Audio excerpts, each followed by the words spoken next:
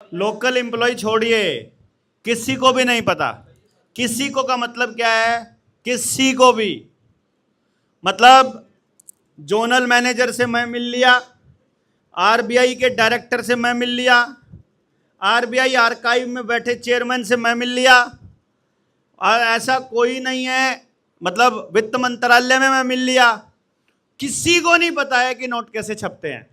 और नोट छपने का तरीका आपको पता लग जाए तो आप हैरान रह जाओगे कि जो मैंने अभी अभी आपको एक्सप्लेन किया है कि आप सारा कुछ उनके लिए कर रहे हो, वो आपको समझ में आ जाएगा। कैसे, मैं आपको बताता हूं। भारत की करेंसी रुपया है। भारत की करेंसी को कोई नकली नहीं कह सकता, और भारत की करेंसी कभी भी नकली नहीं हो सकती। लेकिन बैंक नोट नकली हैं, ये आरबीआई ने, वित्त मंत्रालय ने हमको लिख के दे दिया। उन्होंने कहा हमारे पास वैध रुपए का कोई दस्तावेज उपलब्ध नहीं है। किताब में भी है, वो किताब अपने पास रखी है। चाहिए किसी को किताब? रुपया वाली किताब वो ला के रखी हुई है, ले आओ, अभी ले आओ। ठीक है, पुराने वाला प्रिंट है, वो नए वाला अभी नहीं आ रहा है, तो वो 1100 में मिल जाएगा। हैं?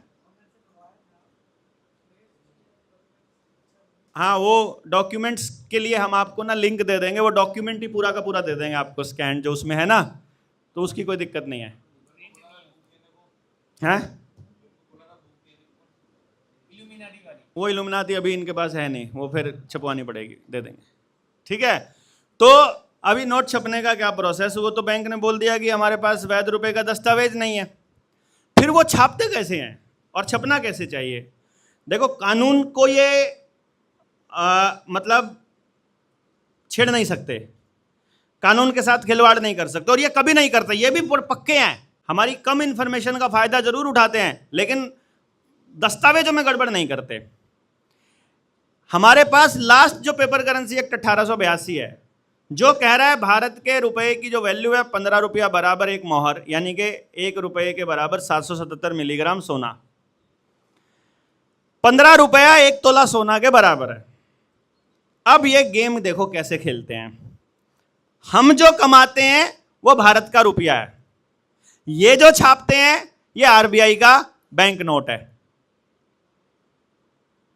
क्योंकि हम जो कमाते हैं वो या तो अपनी मेहनत देते हैं, या अपना अनाज देते हैं, या अपना सोना देते हैं, लोहा देते हैं, भैंस देते हैं, दूध देते हैं, या हम दाल देते हैं, कुछ भी देते हैं, ऊर्जा देते हैं। हम देते हैं असली चीज, उसकी वैल्यू रखी है इन्होंने, इसलिए हम कमाते हैं रुपया, और ये देते हैं रुपया देने का वादा। इसका मतलब क्या होता है कि हम जब कोई भी चीज बेचकर या कोई भी मेहनत करके जब कमाते हैं और बैंक में जमा करते हैं, तो हमने करा जमा रुपया, क्योंकि हमने कमाया रुपए में है ना। आपकी सैलरी कितनी है? 10,000 रुपया, तो मैंने जो कमाया है वो रुपया है। अब इसमें सरकार क्या कहती है? सरकार नहीं, चोर क्या कहते हैं? सरकार तो हम है, ये चोर क्या कहते हैं? आरबीआई में बैठे हुए, विधानसभा लोकसभा में बैठे हुए। जैसे माँ बाप, डरा हुआ माँ बाप अपने बच्चे को कहता है ना, रिश्तेदार कोई 100 का नोट दे गया बच्चे को, तो बच्चे बोलेगा तू खो देगा। ऐसे ही कहते ना, तेरे से गुम हो जाएगा, तू मेरे को दे दे, जब तुझे जरूरत होगी मैं तुझे दे दूंगा। तो हमारे 15 रुपए में 1 तोला सोना बनता है, वही रुपया है। तो असल में जब किसान 15 रुपये का गेहूं बेचता है या कोई अनाज बेचता है या 15 रुपये का कोई सामान बेचता है, तो उसे सोना मिलना चाहिए। तो ये चोर क्या कहते हैं? सोना तो तुम्हारे यहां चोरी हो जाएगा, हम तुमको सोना रख लेते हैं अपने पास, तुमको सोने का वादा दे देते हैं। ठीक है, तो 15 रुपया जैसे ही आपने बैंक में जमा किया, बैंक 1 तोला सोना आरबीआई अपने पास सुरक्षित रख लेगा और उसका 15 रुपए का नोट आपको दे देगा। लेकिन अब पंगा दूसरा है, मार्केट में सोने की जो कीमत है बैंक नोट में 1.5 लाख रुपया है।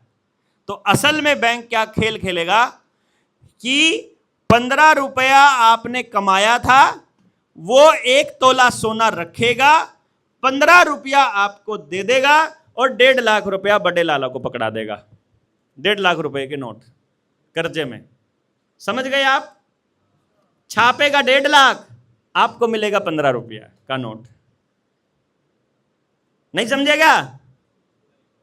दोबारा से समझाते हैं।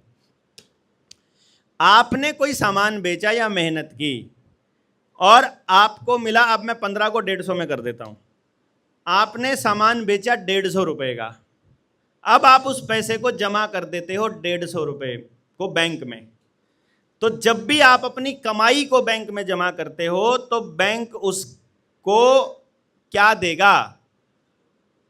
नई कमाई को ना। जैसे किसान ने गेहूं उगाया, पहले जो उगा रखा था उसके नाम का रुपया तो सर्कुलेशन में पहले से है। नया छापना है जो बैंक ने, तो नए उत्पादन के बदले छापेगा ना। तो बैंक, मान लो किसान ने, मैं 150 को छोटा सैंपल ले रहा हूं ना, बड़ा अमाउंट बड़ा हो जाएगा, 150 समझना आसान हो जाएगा। मैं जो कह रहा हूं कि किसान ने इतना गेहूं उगाया नया कि 150 रुपया उसकी कीमत बनती है। अब वो एफसीआई को या गोदाम में दे देगा तो उसके खाते में कितना रुपया आ जाएगा? 150 रुपया। इस 150 रुपया नहीं आता है, वो 150 रुपए के प्रॉमिस आते हैं। तो 150 रुपया हमारा कहीं जमा होना चाहिए, वो आरबीआई में सोने के रूप में जमा होता है। तो 150 रुपए में पेपर करेंसी एक्ट 1882 के हिसाब से 10 तोला सोना बनता है, क्योंकि 15 रुपए में 1 तोला बनता है। तो 10 तोला सोना आरबीआई अपने पास जमा कर लेगा और उसके बदले का 150 रुपया का नोट जो है वो किसान के, 150 रुपया किसान के खाते में ट्रांसफर कर देगा। अब ट्रांसफर तो किया था रुपया, उसको मिल रहा है बैंक नोट। अब बैंक नोट में सोने की कीमत क्या है? 1.5 लाख रुपए का 1 तोला। बैंक नोट में 1.5 लाख रुपए का 1 तोला, तो 10 तोले की कीमत हो गई 15 लाख। तो जब किसान के खाते में 150 रुपया जमा कर रहा है ना बैंक, उसी टाइम पर 15 लाख के बैंक नोट छाप रहा है आरबीआई, और वो 15 लाख के नोट वो लाला जी को दे रहा है लोन पर। बिग अमाउंट 1.5 लाख, 15 का 1.5 लाख, 10,000 गुना। नहीं समझ रहे? अभी भी नहीं आया समझ? यानी कि आप बैंक में 1 रुपया जमा करते हो, उसके बदले में लाला जी को 10,000 रुपया मिलता है। हर आदमी 10,000 गुना लूटा जा रहा है, मैं ये कह रहा हूं। तब भी हम लोग पूरी तरह बर्बाद नहीं हुए। देखो कितने समृद्ध होंगे हम कभी। किताब पकड़ाना ये मैं ये इसलिए बता रहा हूं कि जब रानी का राज चल रहा था और वो जब हमारे देश में से आज़ाद लेकर के गए, इसमें हमने कुछ आंकड़े दिए हुए हैं। इन आंकड़ों के हिसाब से यदि आप देखोगे तो जिस दिन हमारे देश से वो लोग गए तब वो हमसे कितना पैसा लूट करके गए, इसका आंकड़ा पेज नंबर 31 पे हमने एक्सप्लेन किया हुआ है कि जिस वक्त 1947 में 15 अगस्त को अंग्रेज़ यहाँ से गए, उस टाइम पर अंग्रेज़ों की करेंसी चल रही थी। अंग्रेज़ों ने कहा तुम्हारे लिए 1934 में हमने आरबीआई बना दिया है, तो अब भारत वाले अपना रुपया खुद छाप लो बैंक नोट की शक्ल में, हम अपने वाला लेकर जाते हैं। और उनके वाला था चांदी और सोने का, मोहर थी सोने की और चांदी का था रुपया। और अगर उसको सारे की कीमत को उस टाइम पे वो जो रुपया था टोटल वो था 37,440 करोड़ रुपया। यानी ये हमको कह दिया कि 37,440 करोड़ रुपए के नोट छाप लो, हम अपने वाला ले जाते हैं। वो अपने वाला ले गए, उसको यदि सोने में तब्दील कर दे सारे को तो उसमें सोना बनता है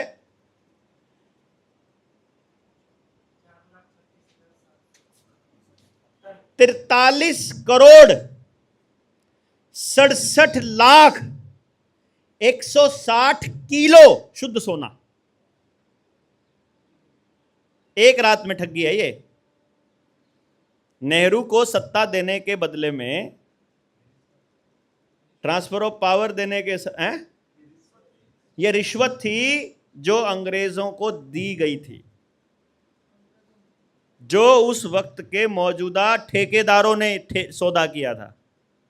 अभी जो मौजूदा ठेकेदार हैं जो सत्ता में बैठे हैं वो हमारे सोने की खदान, लिथियम की खदान, जंगल, हमारे कोयले की खदान को देकर जो सौदा कर रहे हैं सत्ता में बैठे रहने का, उस वक्त सत्ता में बैठने का जो सौदा था वो 43 करोड़ 67 लाख किलो सोना। इसको यदि टन में दोना जाए तो 4,36,700.16 टन शुद्ध सोना था 24 कैरेट का। इतना सोना वो मात्र 15 अगस्त की एक रात को लेकर गए थे और इसी लूट के लिए सत्ता हस्तांतरण हुआ था। और उसके बाद जितने भी नियम बन रहे हैं, हमारे प्राकृतिक संसाधनों की लूट लगातार जारी है। और इसमें इंदिरा गांधी ने जो बड़ा काम किया था, जिसकी वजह से उसको मारा गया था, उन्हें बैंकों का राष्ट्रीयकरण कर दिया। पहले बैंक प्राइवेट होते थे, उसने नेशनलाइज किया, धीरे धीरे धीरे धीरे फिर से आरबीआई ने कब्जा कर लिया, फिर से सब प्राइवेटाइज के लेवल पर ले गए। अब तो टोटल प्राइवेटाइजेशन हो लिया उन सब चीज़ों का, अब इसीलिए इतना बड़ा खेल चल रहा है। लेकिन जो उस वक्त उसने किया था उससे स्लो हो गई बहुत प्रोसेस। इंदिरा गांधी ने जो इंदिरा गांधी को जाल में फंसाया इन लोगों ने, आई डोंट नो कैसे ब्लैकमेल किया होगा, लेकिन जो मोदी का अभी का वैक्सीनेशन प्रोग्राम है और इंदिरा गांधी का जो वो नसबंदी का जो कार्यक्रम, वो एक जैसा था। अभी नौजवानों को बहुत तो कोई नसबंदी कर दी इसने वैक्सीन से, उस टाइम जबरदस्ती पकड़ के किया था। फिर इंदिरा गांधी को समझ आ गया कि ये खेल बड़ा है, इंटरनेशनल लेवल पे स्कैम खेला जा रहा है, और उस स्कैम से बचने के लिए जो उसने किया उसके बदले में उसको गोली खानी पड़ी। ये तो कन्फर्म है, ये तो मुझे एकदम स्पष्ट हो गया था, ये मैंने देख लिया था। और फिर मैंने उसके बाद की कांग्रेस का जो स्पीड देखा देश की बर्बादी का, वो देखा कि कांग्रेस ने देश को इतनी स्पीड से बर्बाद नहीं होने दिया। उसने आपकी गांव की सड़कें बनाई नहीं, वो इशारों में आपको बता रहे थे अपने गांव में व्यवस्था बना लो, तुमको शहर में जाना ही क्यों है, बेवकूफ़ों की तरह सड़क बना दो। अरे तुम अपने पानी के जोहड़ बचा लो, तुम्हें पानी टूटी वाला चाहिए क्यों। वो बहुत कोशिश करती रही कि तुम बिजली का करोगे क्या, बिजली से वाइट लाइट आएगी तो तुम्हारी बुद्धि ही खराब होगी। उसको पता था शायद, तो उसने दिया नहीं कहीं पर। आज भी देखोगे जमीर वाले लोग वहीं पर जिंदा हैं जिनका अपना पानी है, अपना बीज, और जो अभी अपने आसपास की चीज़ों से जो जिंदा हैं वही लोग जमीर वाले हैं। आज जहाँ पैसा आ गया वो तो सबसे बिकाऊ माल है, सबसे बिकाऊ आदमियों की श्रेणी में वही है जहाँ पैसा आ गया। हाईवे के नज़दीक वाला एरिया, सबसे डरपोक, कभी सवाल नहीं उठा सकते, अपने ही बच्चों के लिए गिड़गिड़ाते रहते हैं, अपने ही बच्चों मतलब उनको रास्ता ही नहीं पता है। पीटना है तो अपने बच्चों को, अपनी बीवी को, अपने परिवार को पीटेंगे, अपने छोटे भाइयों को, लेकिन जिससे लड़ाई लड़नी है उसके साथ नहीं लड़ेंगे। तो ये गेम प्लान मुझे समझ आया कि इसको डिकोड कर गई थी इंदिरा गांधी, और राजीव गांधी तो लेकर आया ही था। ये जो कंप्यूटर को लेके आने का खेल था, ये राजीव गांधी लेके आया था ना हमारे देश के अंदर, सबसे पहले बोले डिजिटल इंडिया वाला खेल। और ये मुझे लगता है इंदिरा गांधी को पसंद नहीं था कि तू फिर रॉकफेलर रोथस्चाइल्ड का एजेंट बन के काम कर रहा है, कंप्यूटर लेके आएगा तो बर्बाद करेगा सारे देश को, ठीक है ना। और फिर वो लिट्टे का नाम आ ही गया था फिर राजीव गांधी को उड़ाने में। फिर राजीव गांधी की बलि ली गई, फिर इंदिरा गांधी की भी बलि ली गई है।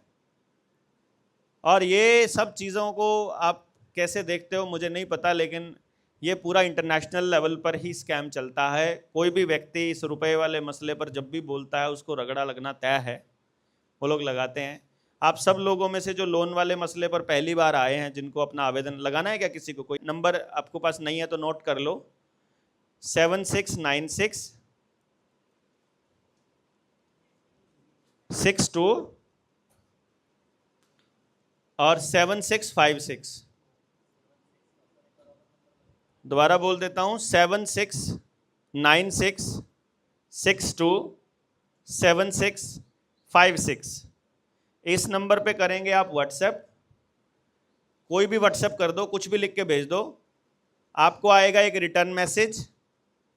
रिटर्न मैसेज में आपको लिंक आ जाएगा, ये फॉर्म कैसे भरना है इसकी वीडियो आ जाएगी, और इस फॉर्म का लिंक आ जाएगा। उस फॉर्म को केवल हिंदी में भरना है, केवल और केवल हिंदी में भरना है।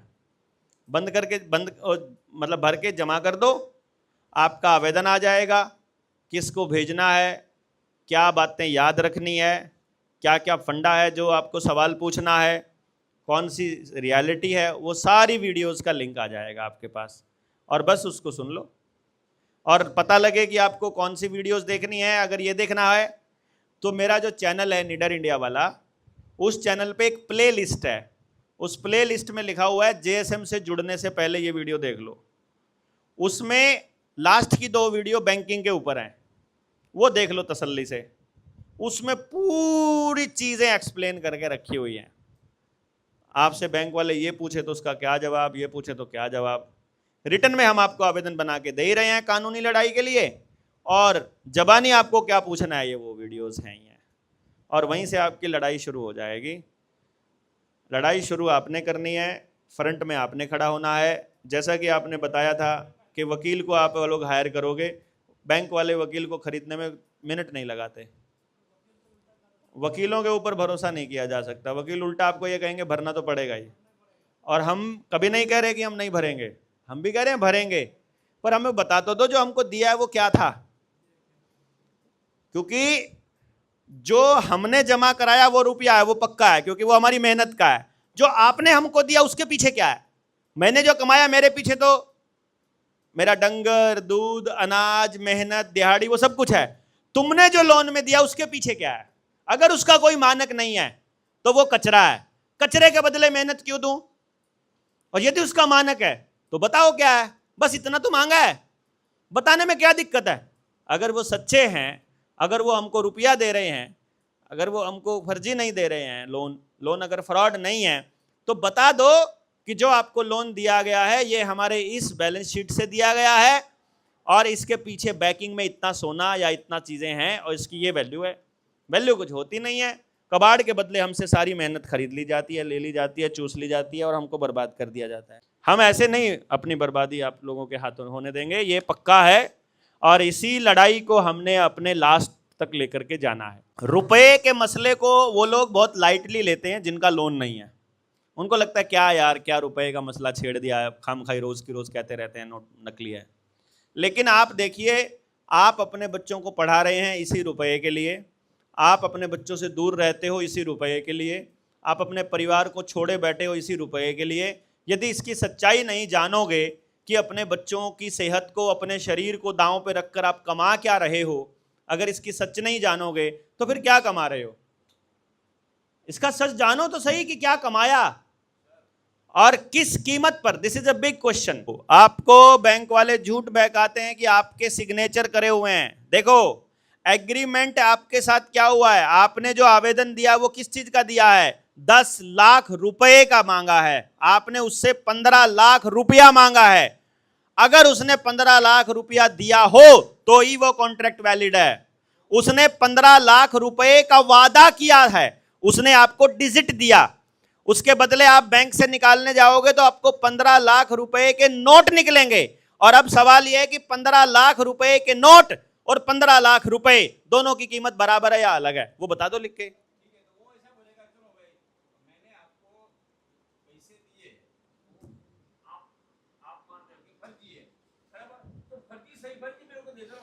देखो, इन्होंने कहा कि वो कह रहा है कि फर्जी दिए हैं, फर्जी दे दो वापस। अगर वो ये कह रहा है, वो ये बात लिख कर दे रहा है या जबानी दे रहा है? तो जबान से दे रहा है, तो जैसे जबान से दे रहा है हम उसको यही कह रहे हैं कि आप यही बात हमें लिख कर दे दो। क्या दिक्कत है कहने में? क्यों फिर कहते ही मुंह पे थप्पड़ लगना चाहिए अगर लिख के नहीं दे रहा तो? जो बात वो लिख कर नहीं दे सकता वो बात कह क्यों रहा है? मैं जो कह रहा हूं मैं लिख कर देने को तैयार हूं, मैं एफिडेविट पे भी देने को तैयार। वो फ्रॉड है इसलिए नहीं लिख के दे रहा। हाँ तो फ्रॉड है, तो फ्रॉड के चक्कर में हम क्यों फंसेंगे? हम, मेरा घर क्यों जाए फ्रॉड के चक्कर में भाई? हम क्या कह रहे हैं, वो ये कह रहा है कि हमने आपको डिजिट दिए, डिजिट दे दो, या वो कह रहा है हमने आपको नकली नोट दिए, नकली दे दो। मैं ये कह रहा हूं आप उससे यही लिखवा के ले लो कि हमने आपको डिजिट दिए थे। वो आप उससे ये लिखवा के ले लो हमने आपको बैंक नोट दिया था। आप सिर्फ ये 2 चीज लिखवा लो, वो वहीं फंस जाएगा। हाँ, अरे नहीं देता नहीं क्या, हमको तो 5 साल हो गए यार यही कहते हुए, तुम दे दो ना लिख करके। तुम यही मांग रहे हो कि डिजिट दिए थे, डिजिट दे दो, तुम कहो लिख कर ये लिख दो। तुम हरामी, हम लोगों को चिट्ठी डालते हो, नोटिस डालते हो, तुम कहते हो तुम्हारा 15 लाख रुपया पेंडिंग है, 15 लाख रुपए जमा करो। तुम उधर इस नोटिस पे ये लिख दो 15 लाख रुपए के डिजिट में हमको वापस करो, ऐसे लिखो ना। तुम ये क्यों नहीं लिखते हो 15 लाख रुपए के बैंक नोट जमा करो? तुम ये क्यों कह रहे हो 15 लाख रुपए जमा करो? नहीं समझे? हमने तुमसे लोन मांगा रुपए में, तुमने हमको लोन दिया डिजिट में। हम जो किस्तें दे रहे हैं उसके पीछे मेहनत है, धन है। तुमने जो लोन दिया था उसके पीछे क्या है, जानने का अधिकार है। ये हमको जानने का अधिकार है कि तुमने हमको क्या दिया था। और जब तक इस सवाल का जवाब तुम नहीं दे देते हो, तब तक, जब तुम हमें सेटिस्फाई नहीं कर देते हो, तब तक तुम्हें हमसे कुछ भी मांगने का अधिकार नहीं है। और तुम्हारे पास वकील हैं, तुमने लिया है, दिया है, तुम्हें लिखकर देने में तकलीफ क्या है? हम देने से मना थोड़ी कर रहे हैं तुमको किस्तें। हम पूरा लोन चुकता करेंगे, कानून के हिसाब से चुकता करेंगे, पर हमको तुम बता तो दो हमको दिया क्या था। डिजिट दिए थे तो डिजिट लिख दो, नोट दिए थे तो नोट लिख दो, और रुपया दिया था तो कौन सा रुपया दिया था, उसका मानक क्या है, बस इतना तो मांगा है। 3 ही चीज मांगी है ना तुमने जो हमको दिया, या तो वो डिजिट है, या वो बैंक नोट है, या वो रुपया है। डिजिट है तो डिजिट लिख दो, बैंक नोट है तो बैंक नोट लिख दो, और अगर आपने हमको दिया है रुपया तो उसका मानक क्या है, भारतीय रुपया दिया या किसका रुपया दिया? क्योंकि रुपया तो बांग्लादेश का भी रुपया है, रुपया तो पाकिस्तान का भी रुपया है, तुमने भारत का रुपया दिया है तो भारत के रुपये का मानक क्या है वो लिख कर दे दो बस। भारतीय रुपया दिया ऐसा करके लिखो, ऐसे नहीं फंसेंगे। क्योंकि ये सवाल आपने खो दिया तो सीबीडीसी आ रहा है। वो जो इनके वाला पॉइंट है ना, जो अब ये बोल बार बार सीबीडीसी ला रहे हैं, ये सवाल अगर आपने खो दिया, मानक का सवाल खो दिया, तो आपकी मेहनत को डिजिट में तब्दील कर देंगे भाई। ये काम करने का डिजिट मिला करेगा और काम ना करने का डिजिट कटा करेगा, डिजिट हो जाएगा, हमारी मेहनत की वैल्यू 0। ये लोग तय करेंगे डिजिट, कितने डिजिट तुम्हारे खाते में हैं। डिजिट नहीं, हमको धन चाहिए, धन के बदले धन मिलेगा, और धन के बदले धन ही मिलना चाहिए।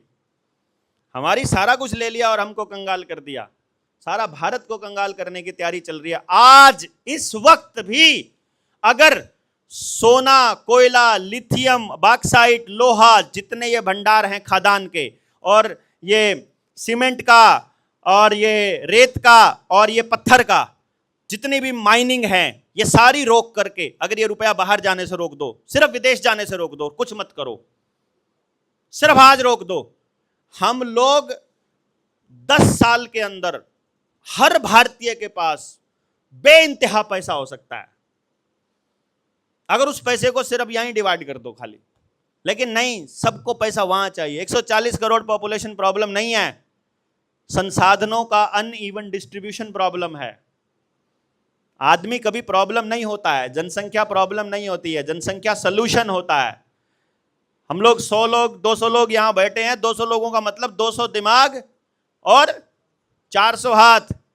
400 हाथ यार क्या कर दें पता भी नहीं चलता है, काम का ऐसे पता भी नहीं चलता। इसलिए ज्वाइंट फैमिली में हमें सब वेले होते थे। जो मैं बोलता था ना कि ज्वाइंट फैमिली का पर्पस क्या था, कि सारा काम करके वो वेले हैं, मतलब वो अब ध्यान आराम से बैठ सकते हैं, वो सो सकते हैं, वो कुदरत को निहार सकते हैं, वो खाली बैठे रह सकते हैं, वो एक डंगर को पूंछ मारते हुए देख सकते हैं कि वो पूंछ मार रहा है पिछले 10 मिनट से, वो उसको देख ही जा रहा है, उसके पूंछ का स्टाइल क्या है, तो उसको मजे, ठीक है, क्या दिक्कत है, हैं? वो मौज में है, क्या क्या टेंशन क्या है बिना मतलब। अभी क्या खाना खाने का भी टाइम नहीं होता, भागो फटाफट टिफिन उठा के भागो, ये फिर भी लेट हो गए, फिर भी पल्ले कुछ नहीं है, सब कमा के उन्हीं को दे रहे हैं। अभी नोट चल रहे हैं, लड़ाई लड़ी जा सकती है। बैंकों में जमा करना बंद कर दो बस। जितने लोग सुन रहे हैं, बैंकों में जमा करना बंद कर दो। जो जमा है, जो निकाल लिया निकाल लो बस, जमा मत करो। जमा कर दोगे वापस नहीं आएगा। अभी वो 10 का और 20 का छोटे नोटों को गायब कर रहे हैं, मार्केट में कम मिलेंगे आपको वो, क्योंकि छोटे नोट कम मिलेंगे तो आपको यूपीआई से ट्रांजैक्शन करना मजबूरी हो जाएगा। यूपीआई हर कोई यूज करने लग जाएगा, उनके पास तो रियल टाइम एल्गोरिदम है कि भारत की इतने % पॉपुलेशन यूपीआई यूज करने लग गई। और जो यूज नहीं कर रही उनके लिए सीएससी सेंटर बना रखे हैं पहले ही। ये सीएससी सेंटरों को भगाना पड़ेगा, इनको बंद कर दो। जो गांव के किनारे सीएससी सेंटर बने हुए हैं ना, ये बंद करने ही पड़ेंगे आपको। उनसे बात करनी पड़ेगी, सीएससी सेंटर जिसने खोला हुआ है वहां से डीसी कलेक्टर ये सब बंद, 1 लाख आदमी कर दो यार, ये सब बंद करा देंगे, टेंशन नहीं। नोट आ जाएगा वापस, मुद्रा आ जाएगी वापस, उसका स्टैंडर्ड फिक्स हो जाएगा। स्टैंडर्ड फिक्स किए बिना ये बात नहीं बनेगी। हाँ, थोड़े आदमी होंगे रगड़ देंगे। इंग्लैंड में जो गोल्ड गया है उसको वो कैसे वापस आएगा, कब आएगा, कौन लेके आएगा, ये कहानी तो मतलब हाइपोथेटिकल जैसी लगती है फिलहाल तो, ठीक है ना। क्योंकि इंग्लैंड में जाने का अभी वीजा है। अभी जिस दिन हम 1 लाख लोग होंगे तो दूसरा देश, वहां इस धरती पर कौन मालिक हो गया, तुम कैसे मालिक हो गए कि उधर मैं एंटर कर सकता हूं कि नहीं कर सकता हूं, ये बताने वाला। ये सवाल पूछना भी पड़ेगा ना आने वाले समय में। भाई ये धरती जब कोई पैदा हुआ, ये धरती को कोई मालिक नहीं था, हम सब लोगों की धरती है। कोई धरती पे कहीं भी जा सकता है। अगर जा सकता है तो तुम वीजा देने वाले कौन? उस परले वाली धरती पर जाने से पहले तुमसे परमिशन लेने की जरूरत क्यों? ये सवाल लेजिटिमेट तरीके से पूछेंगे, कानूनी तरीके से पूछेंगे 1 लाख लोग होने के बाद, और फिर वीजा खत्म हो जाएगा तो गोल्ड भी ले आएंगे। वरना वीजा लाने वालों को कौन जाने देगा?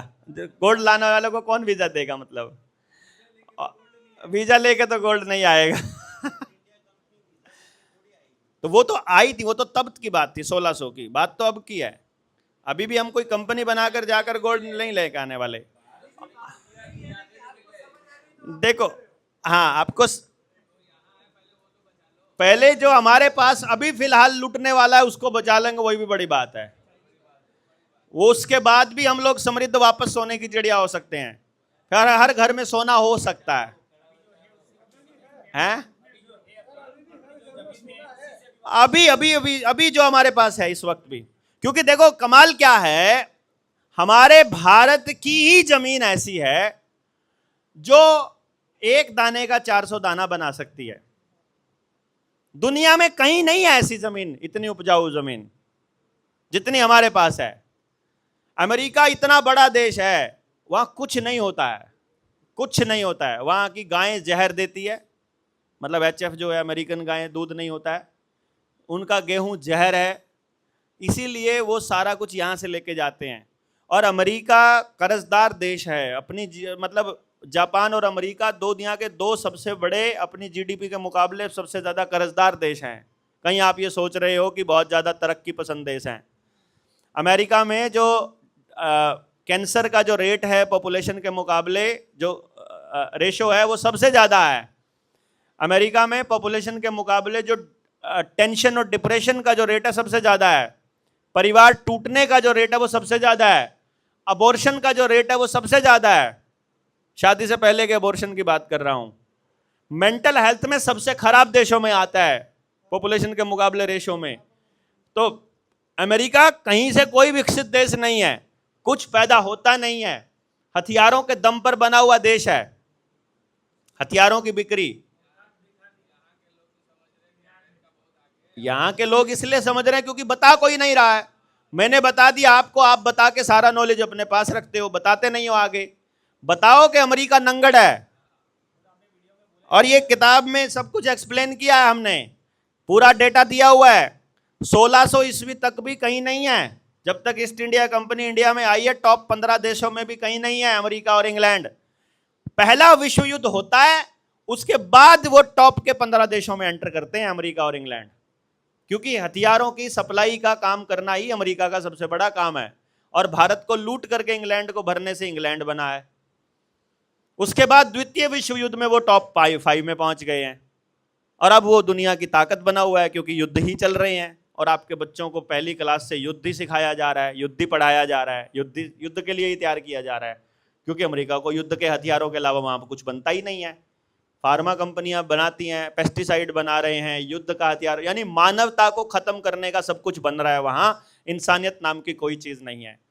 हमारे यहाँ आयुर्वेद की सबसे ज़्यादा जो जड़ी बूटियों के और आयुर्वेद के सबसे ज़्यादा जो कस्टमर हैं, जो सबसे ज़्यादा खरीदारी है, वो अमेरिकन ही तो कर रहे हैं। अमेरिका सबसे बड़ा हमारा उपभोक्ता है। वहाँ कुछ नहीं होता है। इसलिए वो यहां आना चाहते हैं, यहाँ की पॉपुलेशन, यहाँ के बीज को खत्म करके। इसको समझो आप लोगों ने कल डिस्कशन किया, कुछ निकला, भाईचारा बना, आपस में पूछा कहाँ से हो, क्या करते हो भाई, क्या नंबर 2 ऐसा करके चला ना, क्योंकि आपको जोड़ना पर्पज है। कहीं आप सारे के सारे इधर देखते रहो और आप, अरे तुम भी थे क्या, अरे मैं था वहां साहब, तुम कहाँ थे, मैं पीछे बैठा था, आपस में बात ही ना करो। हाँ, इसलिए आपको मिलाने के लिए हम लोग आए हैं। कहीं आप ये सोचो कि मेरे से तो मिल ही लिए आप सब लोग।